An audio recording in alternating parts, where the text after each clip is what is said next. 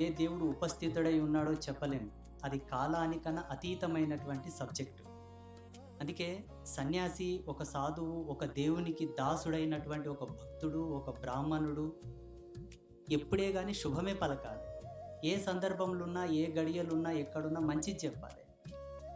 ఇంతమంది మీ ఒక స్థానంలో కలిసాం ఏదో ఒక కోణంలా. ఫస్ట్ మీకు కావాల్సిందేంది? మీ జీవితాలు సల్లగుంటేనే తర్వాతకు దేవుడు. మీరు బాగుండలేనప్పుడు దేవునితోనేం పని? దయ్యంతోనేం పని? అందున మీరందరూ నా పిల్లలు, నా హిందువులు, నేను మీ బిడ్డని. మీ బిడ్డనైనప్పుడు నా తల్లిదండ్రుల క్షేమం నేను కోరడం ధర్మమే. ఒక సాధువు తల్లితో సమానం, తండ్రితో సమానం, గురువుతో సమానం, అన్నతో సమానం, అందరితో సమానం. కాబట్టి మీరు మంచిగా ఉండాలని కోరుకోవడం ఎంత ధర్మమో, ఆ ధర్మానికి ప్రాతినిధ్యంగా నా తపస్సు ఉపయోగపడుతుందని చెప్పి